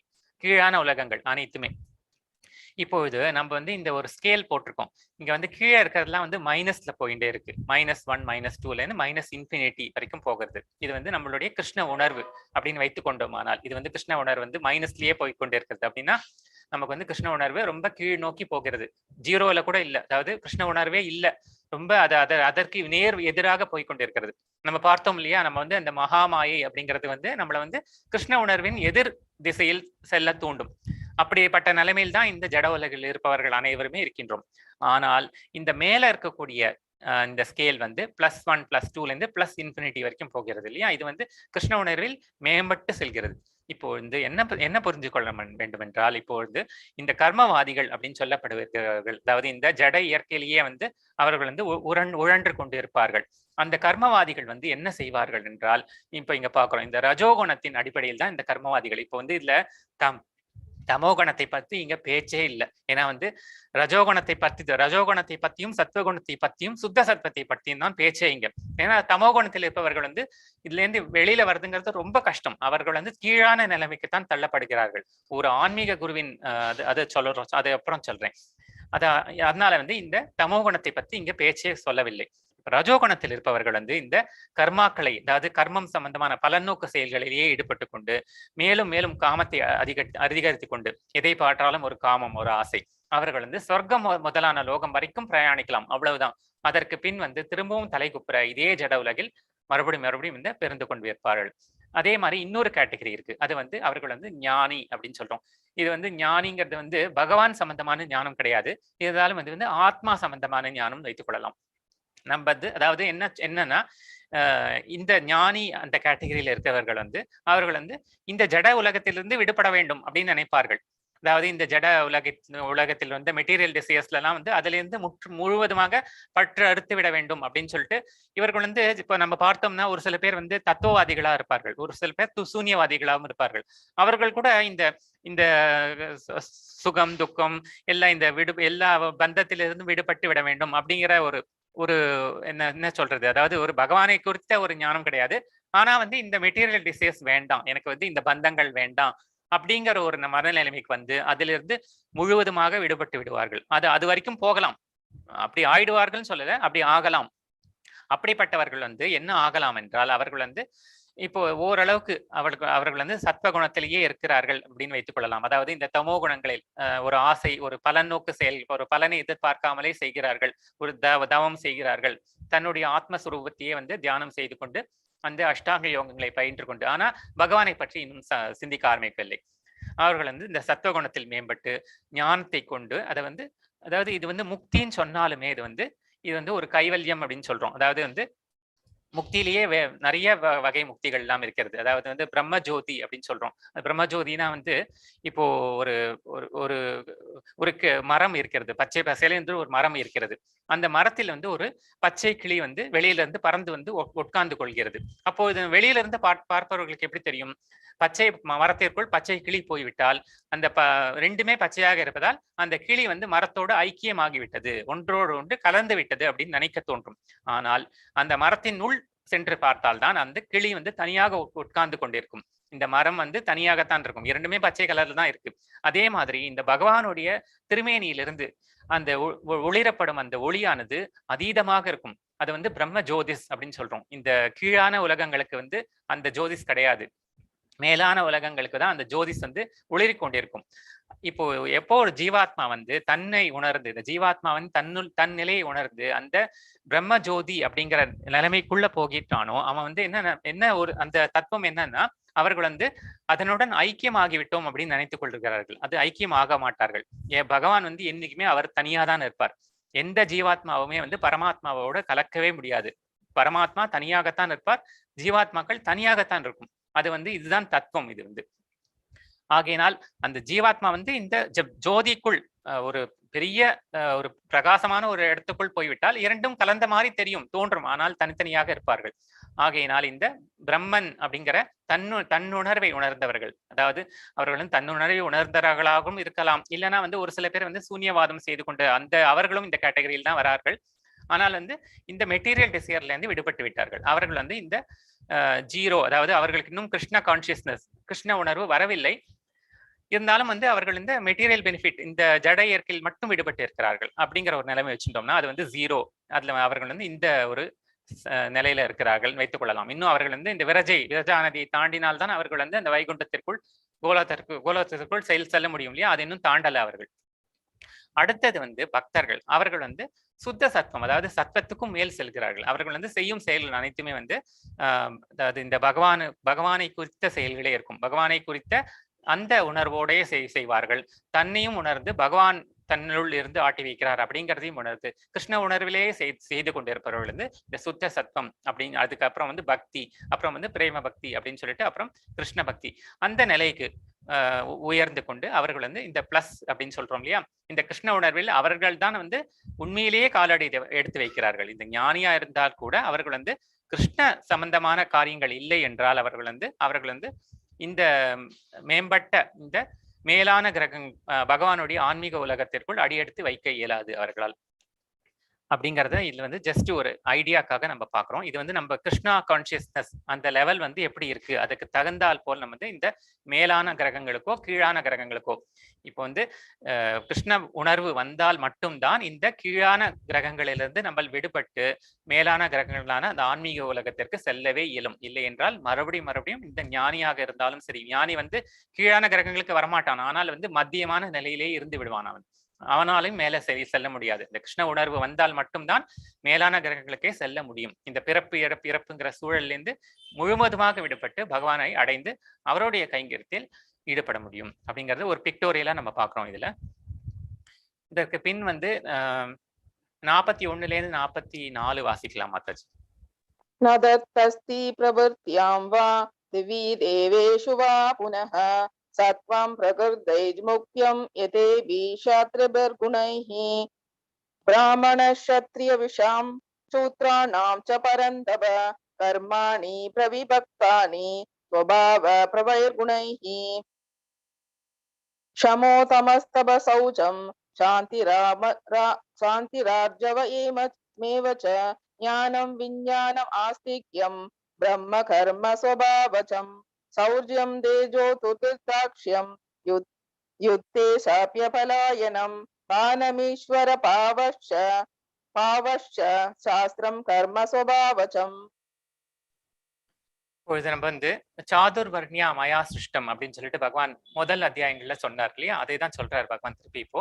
அதாவது பிராமண க்ஷத்ரிய வைஷ்ய சூத்ர அப்படிங்கிற 4 வர்ணத்தை தான் பகவான் வந்து முதலில் வந்து அவரவர்களுடைய கர்மாக்களை செய்து அதன் மூலமே வந்து பகவானை அடைய வேண்டும் அப்படிங்கிற காரணத்துக்காக பகவான் வந்து இந்த 4 பிரிவுகளை உருவாக்கினார். எதிரிகளை தவிக்க செய்பவனே அர்ஜுனா, தங்களது சுபாவத்திலிருந்து பிறந்த குணங்களுக்கு ஏற்ற தன்மையின் அடிப்படையில் பிராமணர்கள், சத்திரியர்கள், வைசியர்கள் மற்றும் சூத்திரர்கள் வேறுபடுத்தப்படுகின்றனர். முதல் இது வந்து இந்த ஸ்லோகம் முக்கியமான ஸ்லோகம். இப்போ முக்கியமான ஸ்லோகம்லாம் ஹைலைட் பண்ணிருக்கோம் நம்ம இந்த ஸ்லைட்ல. அமைதி, சுய கட்டுப்பாடு, தவம், தூய்மை, சகிப்புத்தன்மை, நேர்மை, அறிவு, பகுத்தறிவு, ஆத்திகம்னா வந்து பகவான் குறித்த அந்த உணர்வு, கிருஷ்ண உணர்வு ஆகிய இயற்கையான தன்மைகளில் பிராமணர்கள் செயல்படுகின்றனர். அடுத்தது வந்து சூரத்தனம், வலிமை, மன உறுதி, வளமை, போரில் தைரியம், கொடை, ஆளும் தன்மை ஆகியவை சத்திரியர்களின் சுபாவத்திலிருந்து பிறந்த செயல்களாகும். அதற்கு அடுத்தது வந்து விவசாயம், பசுக்களை பராமரித்தல், வியாபாரம் ஆகியவை வைசியர்களின் இயற்கையான செயல்களாகும். 4வது உழைப்பாளிகளுக்கான சூத்திரர்களின் சுபாவம் வந்து மற்றவர்களுக்கு தொண்டு செய்வதாகும் அப்படின்னு சொல்லிட்டு ஒரு ஜெனரலைஸ் கேட்டகரி பகவான் சொல்றார். இதுல வந்து இந்த 4 வர்ணத்தில் வந்து இது உயர்ந்தது அது தாழ்ந்தது அப்படிங்கிறது பகவான் எதுவுமே சொல்லலை. ஏன்னா வந்து இந்த 4 வர்ணமுமே வந்து பகவானிடமிருந்து வந்தது அப்படின்னு தான் சொல்வார்கள். பகவானுடைய முகத்திலிருந்து பிராமணர்கள் வந்தார்கள் என்றும், பகவானுடைய புயங்களிலிருந்து தோள்களிலிருந்து க்ஷத்திரியர்கள் உண்டாகினார்கள் என்றும், பகவானுடைய தொடையிலிருந்து வைஷ்யர்கள் உண்டானார்கள் என்றும் பகவானுடைய பாதங்களிலிருந்து சூத்திரர்கள் வந்தார்கள் என்றும் சொல்வார்கள். அப்படி பார்த்தோமானால் நம்ம வந்து பகவானுடைய பாதத்தை தான் நம்ம வந்து சரணடைகிறோம் இல்லையா? அப்படின்னா வந்து நம்ம எந்த ஒரு வர்ணம் வந்து உயர்ந்தது தாழ்ந்ததுங்கிறது கிடையாது. இது வந்து 4 பிரிவு பகவான் உண்டாக்கி கொடுத்திருக்கிறார். எதற்காக என்றால் அவரவர்களுடைய பிரிவில் இருந்து கொண்டே பகவானை மோட்சத்திற்கு அடைய வேண்டும் அப்படிங்கிறதுக்காக உருவாக்கி இருக்கிறார். அவ்வளவுதான். இப்ப அடுத்த ஸ்லோகம் 4 ஸ்லோகம் வாசிக்கலாம் மாதாஜி. 45லேருந்து 48. ऋषिको रक्षय वाणिज्यं वैश्य कर्म स्वभावचम् परिष्यत्यामकं कर्म शूद्ररस्याभि स्वभावचम् स्वे स्वे कर्मण्यप्रद संसिद्धिं लभते नर स्वकर्म निरतसिद्धिं यथा विन्दति तच्छृणु यद प्रवृत्तिर्भूतानां येन सर्वमिदं तदं स्वकर्मणा तं तमयर्च सिद्धिं विन्दति मानव श्रेयान् स्वधर्मो विगुणः परधर्मास्तु अनुष्ठितात् स्वभाव नियतं कर्म कुर्वाप्नोति किल्बिषम् सकचं कर्म कौन्तेय सदोषमभिनयेत् सर्वारम्भा हि तोषेण धूमेनाग्निवावृताः. தனது குணத்திற்கு தகுந்த கடமைகளை பின்பற்றுவதால் ஒவ்வொரு மனிதனும் பக்குவம் அடைய முடியும். அதை எவ்வாறு செயலாற்றுவது என்பதை தற்போது என்னிடமிருந்து கேட்பாயாக. முதல் சொல்றார், யாரிடமிருந்து எல்லா உயிர்வாழிகளும் தோன்றினாரோ, யார் எல்லா இடங்களிலும் பரவியுள்ளாரோ அந்த இறைவனை தனது சொந்த கடமையாக செய்வதால் வழிபட்டு அந்த கடமையை செய்வதால் வழிபட்டு மனிதன் பக்குவத்தை அடைய முடியும் அப்படின்னு சொல்லிட்டு பகவானை வழிபடுவது வந்து அவரவர்களுடைய வர்ணத்திலிருந்தே நம்ம வந்து வழிபட்டு உயர்ந்து பக்குவத்தை அடைய முடியும். அதாவது அந்த பகவானுடைய அந்த கோலோக வைகுண்டம் அப்படிங்கிற அந்த முக்தி நிலைக்கு உயர முடியும் அப்படின்னு சொல்றாரு. மற்றவரது கடமையை ஏற்று அதனை பக்குவமாக செய்வதை விட முறையாக செய்யாவிட்டாலும் பரவாயில்லை, தனது சொந்த கடமையை ஈடுபட்டு இருப்பதே சிறந்தது. இப்போது என்ன சொல்கிறார் என்றால், இந்த பிராமணர்கள், சத்திரியர்கள், வைஷ்யர்கள், சூத்திரர்கள் இருந்தாலும் அவரவர்கள் வந்து அவரவர்களுக்கு விதிக்கப்பட்ட கடமை, நம்ம முன்னாடி ஸ்லைட்டை பார்த்தோம் இல்லையா, அதை பண்றதுதான் வந்து சிறந்தது. நான் வந்து பிராமணன் வந்து சத்திரியனோட கடமையை செய்யறேன்னு சொல்றதோ, சத்திரியன் வந்து வைஷ்யனோட கடமையை செய்யறேன்னு சொல்றதோ அது வந்து அவ்வளவு சரியானது இல்லை. கம்மியா குறைவா செஞ்சாலும் பரவாயில்லை, அவரவர்களுடைய விதிக்கப்பட்ட கடமையை செய்வது வந்து சால சிறந்தது அப்படின்னு சொல்றாரு. ஒருவனது இயற்கைக்கு ஏற்பட விதிக்கப்பட்டுள்ள கடமைகளை பாவ விளைவுகளால் என்றும் பாதிக்கப்படுவதில்லை. அதாவது ஒருவனது இயற்கைக்கு ஏற்பட விதிக்கப்பட்டுள்ள கடமைகள் வந்து பாவ விளைவுகளை ஏற்படுத்தப்படுவதில்லை. அவனுடைய கடமை செஞ்சானா அதுக்கு வந்து பாவம் வராது. ஆனா மற்றவருடைய கடமையை செய்தானால் அதற்கு வந்து பாவமும் வரலாம், அதற்கு புண்ணியம் வந்து வராது, ஆனா வந்து பாவம் வர்றதுக்கு வாய்ப்பு இருக்கிறது. நெருப்பு புகையால் சூழப்பட்டிருப்பதை போல ஒவ்வொரு முயற்சியிலும் ஏதாவது ஒரு தோஷத்தால் சூழப்பட்டுத்தான் உள்ளது. எனவே குந்தியின் மகனே, முழுவதும் தோஷம் நிறைந்து இருந்தாலும் தனது இயற்கையிலிருந்து தோன்றிய தொழில்களை ஒருவன் துறக்க கூடாது. நம்ம செயல்களை செய்யும் போது நல்ல பல தோஷங்கள் வரத்தான் வரும். எப்படி நெருப்பு வந்து புகை சூழ்ந்து கொண்டுதான் இருக்கும், அது போல வந்து நம்ம செய்யக்கூடிய செயல்களில் தடங்கள் வரத்தான் வரும். ஆனாலும் தனக்கு விதிக்கப்பட்ட கடமை செய்வதுதான் வந்து அதை துறக்க கூடாது அப்படின்னு பகவான் சொல்றார். இப்ப 49-50 ஸ்லோகங்கள் வாசிங்க மாதாஜி. அசக்த புத்தி சர்வத்ர இதாத்மா விகத ஸ்பிருஹ நைஷ்கர்மிய சித்திம் பரமாம் சந்நியாசேனாதிகச்சதி சித்திம் பிராப்தோ யதா பிரம்ம ததாப்னோதி நிபோதமே சமாசேனைவ கௌந்தேய நிஷ்டா ஜானஸ்ய யா பரா. சுய கட்டுப்பாட்டுடைய பற்றற்ற மற்றும் எல்லா பௌதிக சுகத்தையும் புறக்கணிக்கக்கூடிய ஒருவன் துறவை வந்து பயிற்சி செய்வதால் கர்ம விளைவுகளிலிருந்து விடுதலை என்னும் மிக உயர்ந்த பக்குவ நிலையை அடைகிறான் அப்படிங்கிறத பகவான் சொல்றார். துறவு அப்படிங்கிறது வந்து இந்த அதாவது பலனை துறப்பது. அப்ப அதை பத்தி தான் பகவான் சொல்றார். குந்தியின் மகனே, இந்த பக்குவத்தை அடைந்தவன் பிரம்மன் எனப்படும் ஞானத்தின் மிக உயர்ந்த நிலையினை, திவ்யமான பக்குவ நிலையினை எவ்வாறு அடைய முடியும் என்பதை நான் இப்போது சுருக்கமாக கூறுகிறேன். இதை நீ வந்து கேட்பாயாக. இப்பொழுது நம்ம பாக்குறோம் இல்லையா, இந்த ஹரிதாஸ் தாகூர் அவர்லாம் வந்து அவர் வந்து இந்த உலகத்திலேயே தான் இருந்தார். அவர் வந்து எங்கேயும் வெளியிலாம் போயிட்டு உட்கார்ந்து தவம்லாம் செய்யல. அவர் இருந்த இடத்திலேயே வந்து ஜபம், நாம ஜபம், ஹரே கிருஷ்ணா ஜபம் செய்து கொண்டே இருந்தார். ஒரு நாளைக்கு வந்து 3 லட்சம் தடவை சொல்லுவார். அப்படின்னா வந்து எவ்வளவு நேரம், 24 மணி நேரம் சொல்லிக் கொண்டே இருந்தார். நம்மளால அவ்வளவு சொல்ல முடியலன்னா பரவாயில்ல, நம்ம வந்து இந்த 18 நாள் நம்ம அட்டன் பண்ணியிருக்கோம் இல்லையா, அட்லீஸ்ட் ஒரு ரவுண்டாவது நம்ம வந்து ஹரே கிருஷ்ணா மகாமந்திரத்தை ஜபிக்க ஆரம்பிக்க வேண்டும். அதாவது 108 தடவை ஒரு நாளைக்கு ஹரே கிருஷ்ணா மகாமந்திரத்தை வந்து ஜபிப்பதற்கு ஆரம்பிக்க வேண்டும். அதுவே வந்து நல்ல வாய்ப்புகளை நமக்கு திறந்துவிடும் அப்படின்னு சொல்லிட்டு பாக்குறோம் இல்ல. அடுத்தது வந்து 4 51 52 53 54 4 ஸ்லோகங்கள் வாசிக்கலாம் மாதாஜி.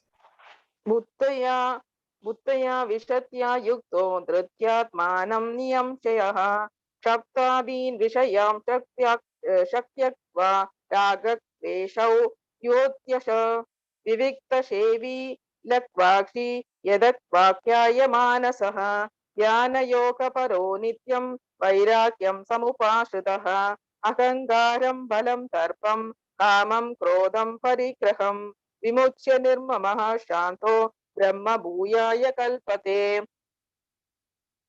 அடுத்ததும் படிச்சுடலாம் மாதாஜி. 54 படிச்சுடலாம். பிரம்ம பூதः பிரசன்னாத்மா ந சோஷதி ந காங்க்ஷதி சம சர்வேஷு பூதேஷு மத்பக்திம் லபதே பராம்.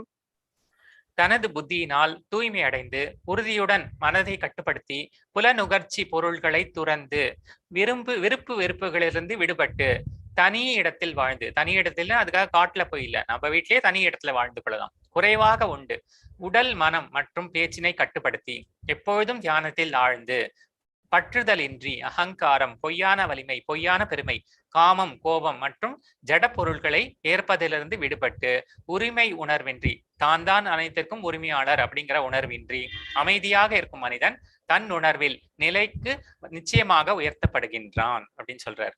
அடுத்த ஸ்லோகம் வந்து ரொம்ப முக்கியமான ஸ்லோகம். இது பிரம்மபூத பிரசன்னாத்மா. இந்த ஸ்லோகம் வந்து இவ்வாறு தெய்வீகமாக நிலை பெற்றவன் உடனடியாக பரபிரமனை உணர்ந்து இன்பம் நிறைந்தவனாகின்றான். அவன் என்றும் கவலைப்படுவதே இல்லை, எதையும் அடைய வேண்டும் என்று விரும்புவதும் இல்லை. எல்லா உயிர்வாழிகளிடமும் அவன் வந்து சமநோக்கு கொள்கிறான்.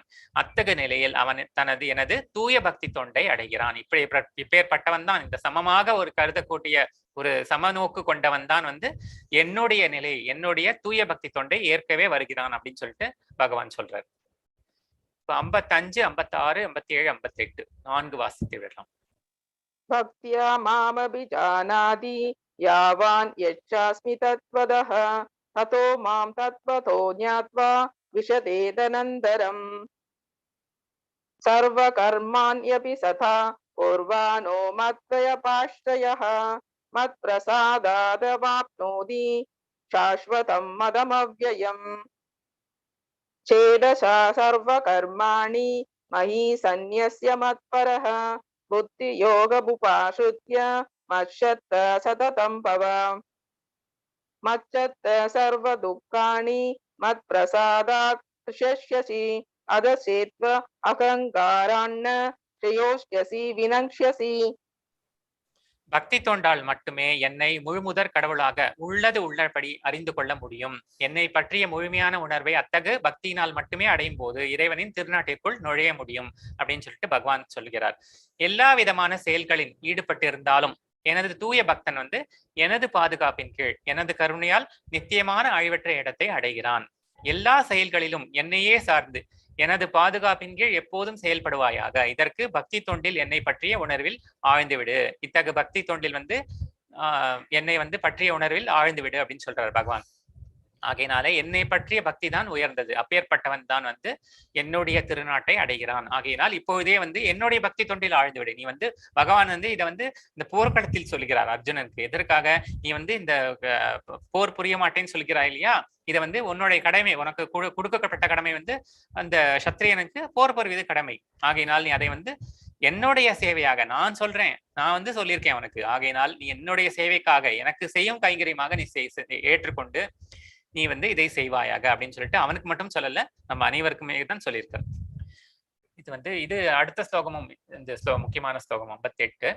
நீ என்னை பற்றிய உணர்வில் நிலை பெற்றால் எனது கருணையின் மூலம் கட்டுண்ட வாழ்வின் எல்லா தடங்கல்களையும் கடந்து விடுவாய். ஆனால் அத்தகைய உணர்வின்றி அகங்காரத்துடன் நான் சொல்வதை கேட்காமல் செயல்பட்டால் நீ அழிந்து போவாய் அப்படின்னு சொல்லிட்டு பகவான் ரொம்ப தெளிவா சொல்றாரு இல்லையா. ஆகையினால் பகவான் சொல்றபடி நம்ம நடந்தோம்னா நம்ம வந்து நற்கதியை அடைந்து விடலாம். எல்லா தடங்கல்களையும் அவரே வந்து அகற்றி விடுவார். ஆனா வந்து நம்ம வந்து ஒரு போலி பக்தி செய்யக்கூடாது. எப்பவுமே முழு மனதோட உண்மையாவே நம்ம வந்து விசுவாசமாக இருக்க வேண்டும். நான் வந்து செய்யறேன், இப்போ வந்து ஒரு நாள் செஞ்சுட்டு 2 நாள் செஞ்சுட்டு 3 நாள் செஞ்சுட்டு அது வந்து பலன் கிடைக்கல அப்படிங்கிறது வந்து ஒரு போலியான பக்தி. பகவானுக்கு வந்து நீ நல்லது செஞ்சாலும் சரி நல்லது செய்யலனாலும் சரி நான் வந்து உனக்கு பக்தனாகத்தான் இருக்க போகிறேன் அப்படிங்கிற திருட வைராக்கியம் வர வேண்டும். இல்லைன்னா வந்து ஒரு பலனை எதிர்பார்த்து செய்ததாகத்தான் ஒரு போலி பக்தியாக ஆகிடும். அப்படி செய்யாமல் உண்மையான மனதோடு முழு விசுவாசத்தோட பகவானுக்கு பக்தி தொண்டில் ஈடுபட வேண்டும். அடுத்த 4 வாசிக்கலாம் மாதாஜி.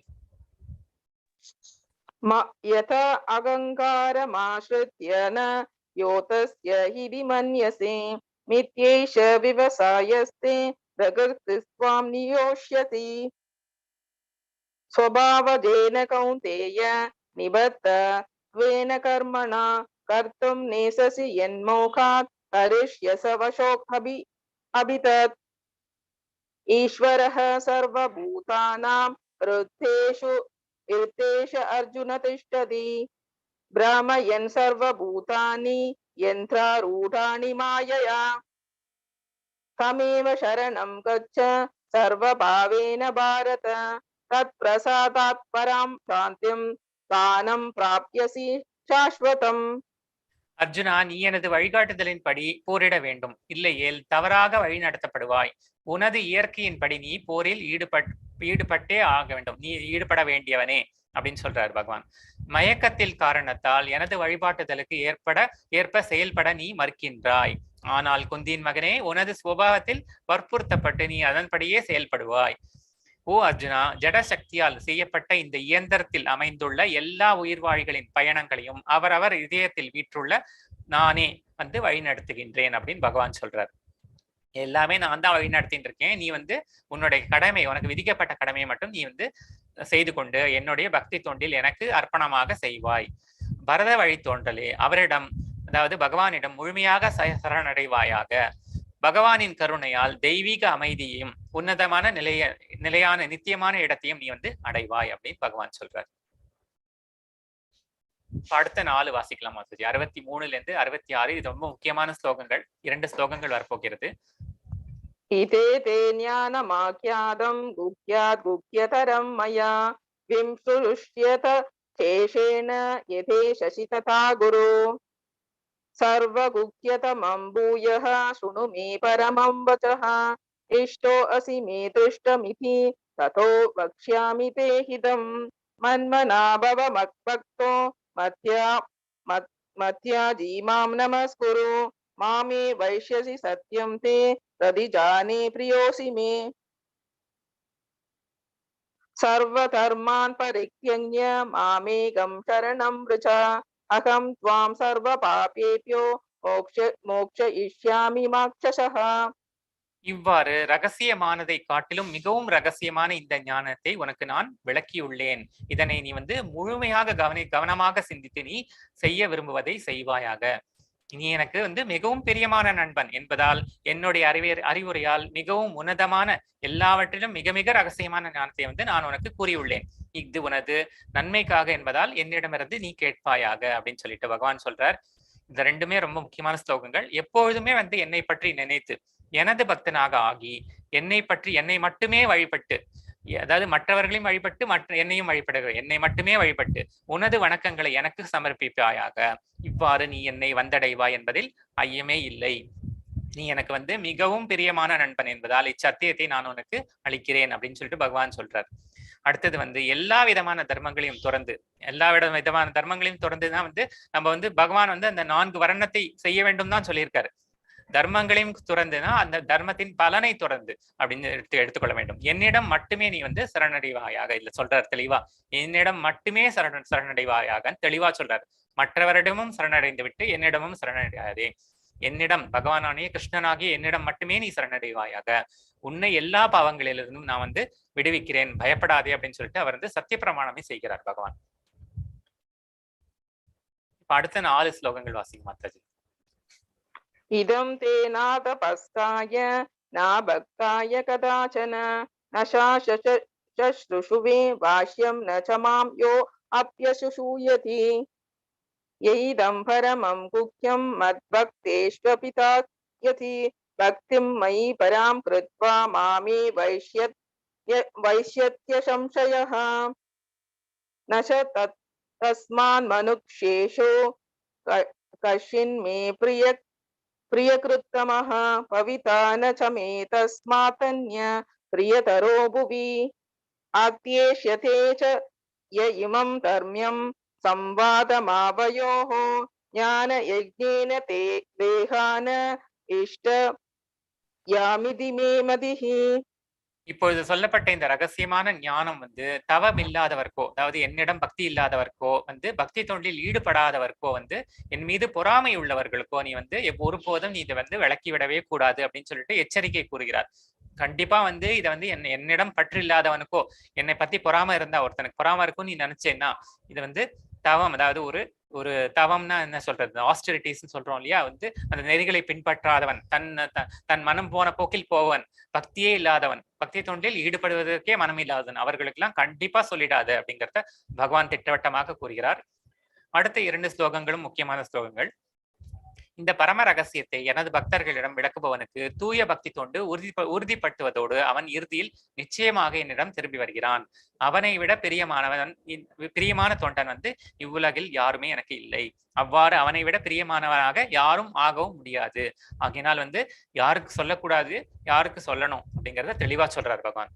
பொறாமை இருக்கிறவனுக்கோ பக்தி இல்லாதவனுக்கோ இதை பத்தி வந்து ஒரு தவம் இல்லாதவனுக்கோ, தன் மனம் போன போக்கில் போக்கிறவன், ஏத்திஸ்ட்லாம் சொல்றோம் இல்லையா, இல்ல வந்து வேற ஏதோ தன் இஷ்டப்படி மனம் போனவர்களையே வணங்குபவன், அவர்களுக்கெல்லாம் நீ சொல்லாத.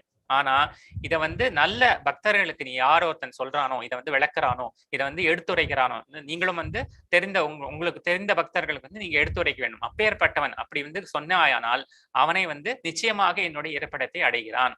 அவனை விட வந்து எனக்கு பிரியமானவர்கள் வேறு யாருமே கிடையாது அப்படிங்கிறத பகவான் தெளிவா சொல்றார்.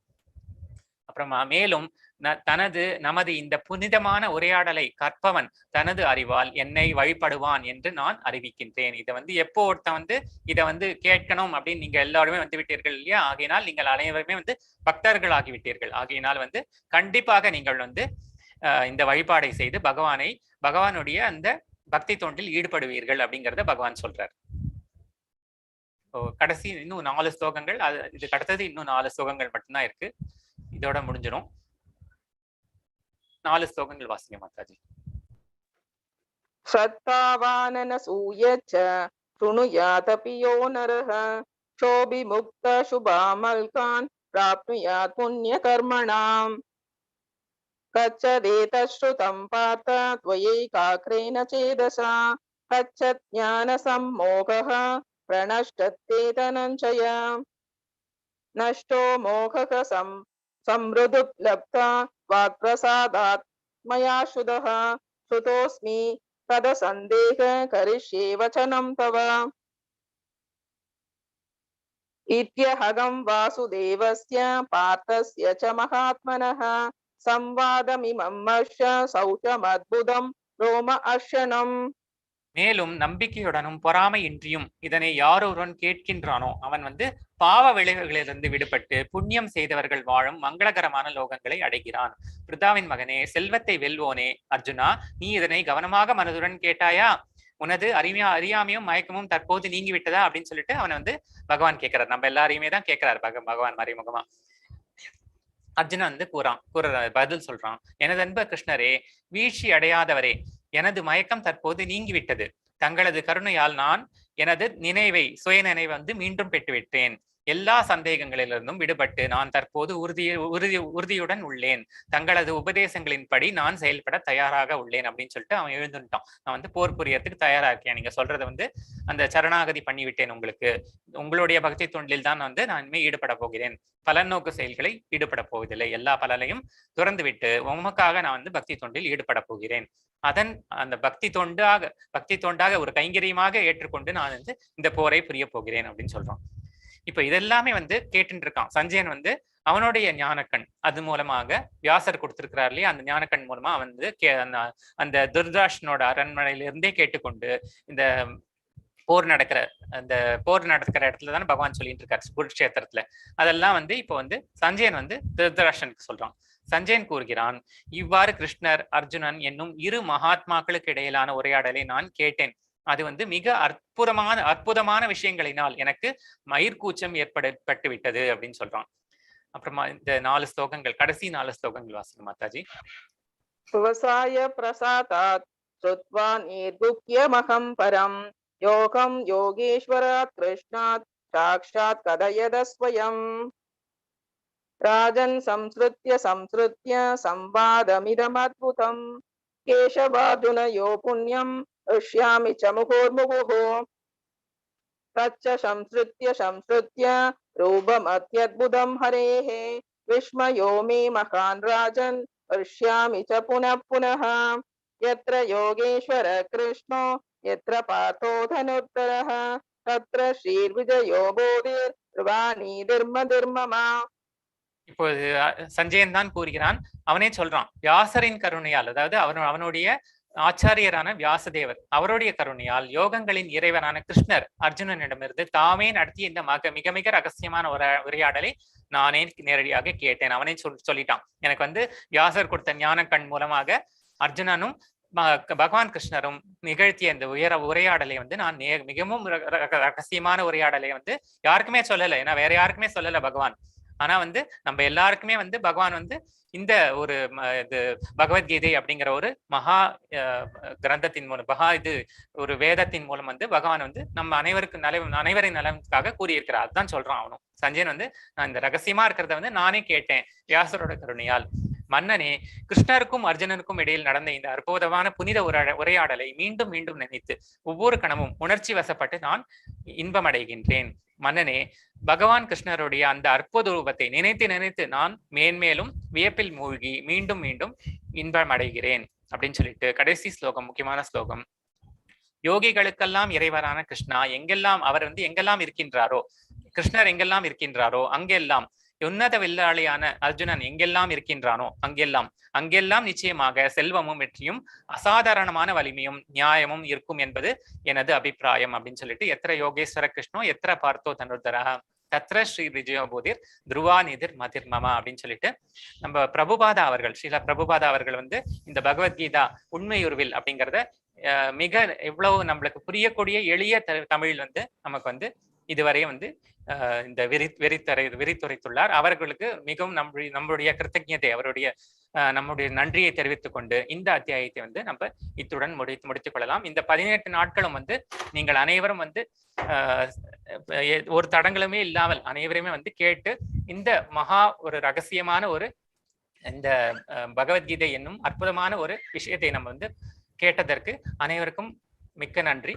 ஹரே கிருஷ்ண கிருஷ்ண கிருஷ்ண ஹரே ஹரே, ஹரே ராம ராம ராம ஹரே ஹரே.